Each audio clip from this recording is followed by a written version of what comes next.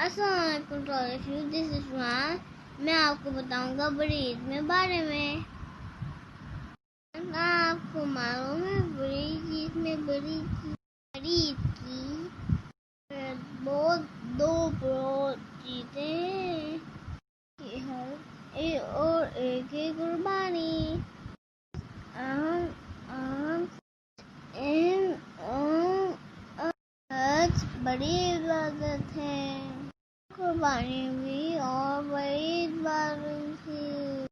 क्या आपको मालूम है कुर्बानी के में कुर्बानी के में ख्याल रखना चाहिए। एनिमल्स का ख्याल रखना चाहिए।